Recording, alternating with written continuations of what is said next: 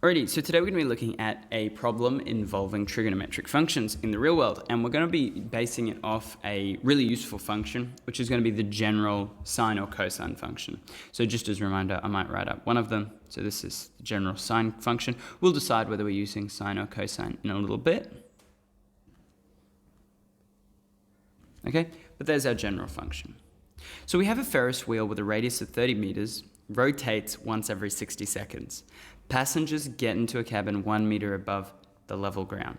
Determine a rule for the height, h in meters, above the ground in terms of time t, s after leaving the lowest level. Alrighty, so let's actually have a think about it. So to start off with, let's just draw a picture. And I'm not drawing like a graph, I mean like an actual picture of a Ferris wheel, okay? So we have the Ferris wheel itself, which is 1 meter above the ground. Then it tells us that the radius is 30 meters, which means that to the top point, it would also be another 30 meters. Okay? And we've got this like central point here. Whenever we're thinking about trig functions, we always talk about like the max, the median, and the min. Same thing is going to happen here. We need to think about what's the lowest point they're going to be at, what's the highest point they're going to be at, and what's that middle point. So the lowest point's really easy. The lowest point is going to be the min is equal to 1, because it's just 1 meter off the ground. And the max is also relatively easy to find. Max is just going to be, well, 1 plus 60 meters, so 61. Now the median always happens halfway in between. So we could have thought that if it was on the ground, it would be 30, but because we've moved the whole thing up 1, the median is going to be 31.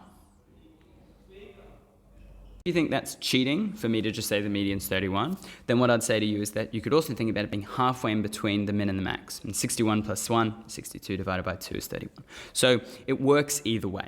Okay, so what do we know so far? Well, without doing much maths, a bit of adding and subtracting and drawing a picture, I've actually got a bunch of the values. The median is just d.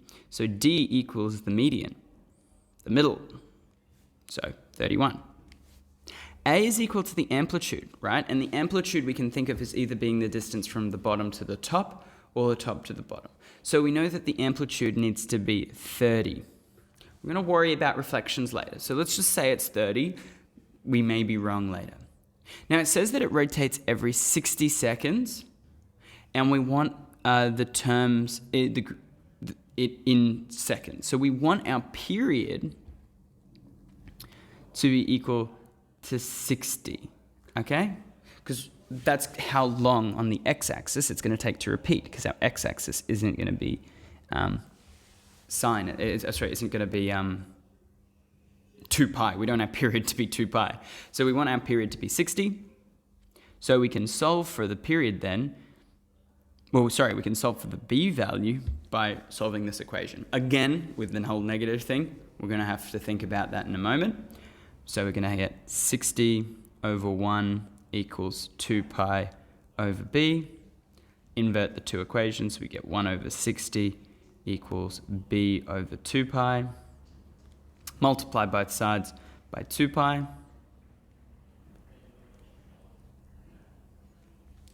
And we get 2 pi over 60, which simplifies 2 pi over 30 equals b. Okay, so we've actually found 3 of the values. Now, we can now decide whether we need a phase shift, basically whether we need it to start at the wrong spot. So for this, I'm actually going to start thinking about what the graph should look like, okay? So it starts at the bottom, 1 meter, and then it slowly goes to the top, which is going to be at 31 meters, right? So we're starting at a minimum. Now, sine starts in the median, and cosine starts at the maximum. So neither of them start at the minimum. However, if we reflect the cosine function, then it would start at a minimum. And if it starts at the right time and the right spot, we don't need to do any phase shift, which means that if we make A negative, we could make C 0, which is really nice because setting C to 0 is always going to make our life easier. So we've got A, B, C, and D. We've got all of the values, and we're doing a cosine function. Why? Because we want to start at a minimum. Cosine starts at a max, negative cos starts at a min. So that's why we're using the cosine function. So we've nearly finished our rule. Let's just write out the whole rule now. So we've got y is equal to negative 30 cos of pi on 30 x minus 0. Well, x minus 0 is boring, so let's just get rid of it. So it's just going to be plus 31. And that is our function, okay? And if you want a bit of proof, let's have a quick look at it in Desmos. I know obviously in an exam we can't do this, but in Desmos we have it. Oh, sorry, this shouldn't be 31, this should be 61. Random mistakes. So you can have a look at the graph that we've just created, and you can see that it repeats after 60 seconds. It has a maximum at 61 and a minimum at 1. We can put in that median line, and we can see that that's perfectly in the middle.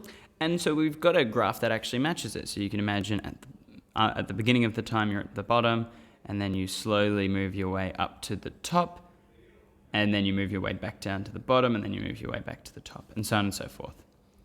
Alrighty, so let's have a look at B, and let's have a go at actually sketching it.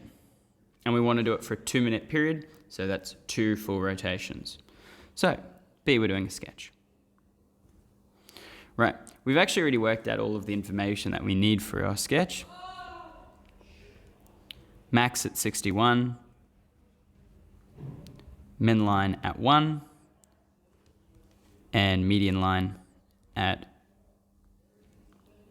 31. Now, we've already worked out that we wanted it to be starting at the bottom, and after 60 seconds it's going to repeat, and again at 120 seconds it's going to repeat. So it's going to be a minimum here and a minimum here. Halfway between two minimums should be a maximum, which is going to happen at 30 seconds and at 90 seconds. And then in between each of those is going to be a median marker again, which we could work out is 15, 45, 75, 105 on the seconds axis. Oh, I shouldn't be using x because we're actually doing time. So let's put t seconds. And I believe they wanted it not to be a y equals, they actually wanted a h of t function. So let's make this h of t. H of t up here as well. Alrighty, so now we've got all of our points. We just need to now draw our function. So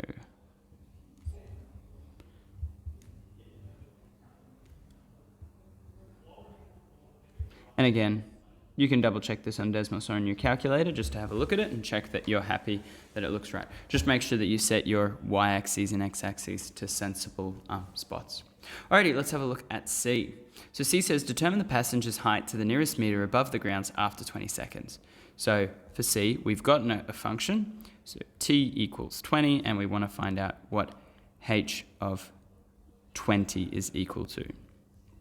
Alrighty, so let's take our equation and sub in 20 seconds. So h of 20 is equal to negative 30 cos of pi times 20 over 30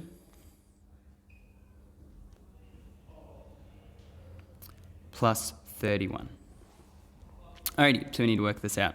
We get negative 30 cos of 20 pi on 30 plus 31, which is negative 30 of cos of 2 pi on 3 plus 31. 2 pi on 3 is not in the first quadrant, so we do need to use a unit circle. 2 pi of 3 is going to be over here. And we want the reference angle, which is going to be pi on 3. And we're in the all sign, so it's actually going to be negative here. So this is going to be negative 30, and then negative cos of pi on 3 plus 31, and pi on 3 using our triangle, 1 to root 3, adjacent over hypotenuse is going to be 1 over 2. So we're going to get minus 30 times negative a half plus 31. Well, that's just 15, negative 30 times negative a half, plus 31 is going to be 46. So the answer would be 46 meters above the ground.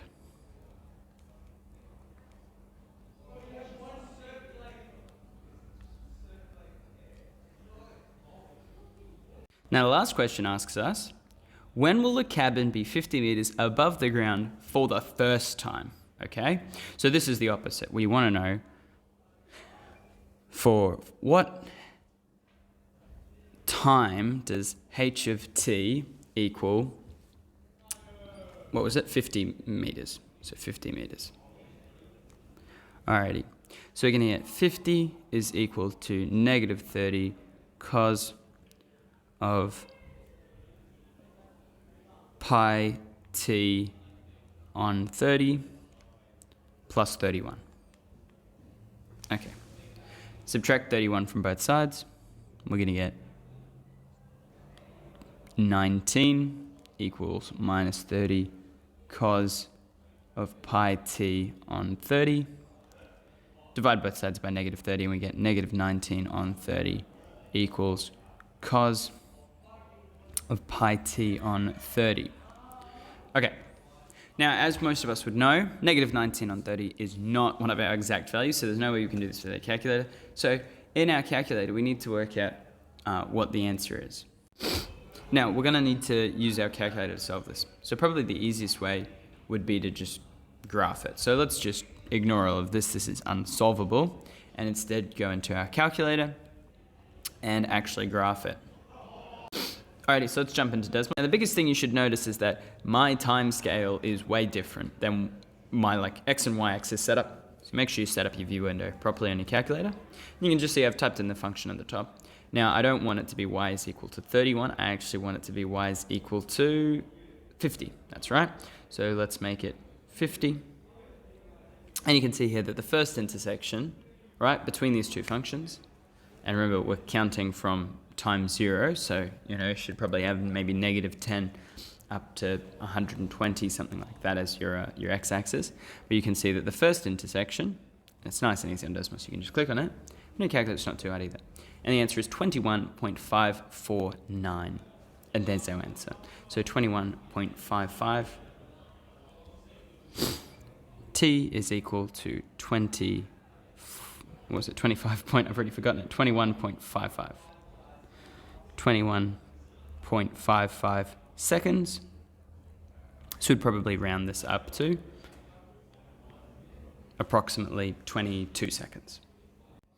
But just as a reminder, I know we couldn't do it algebraically this time, but just as a reminder, you should be able to check it using your you can check your answer using your calculator, but always check whether it's possible algebraically, especially if it's a tech-free question, because sometimes it will be a really nice answer somehow and it'll sneak its way into being, the square root of 3 on 2, or 1 over the square root of 2, or a half.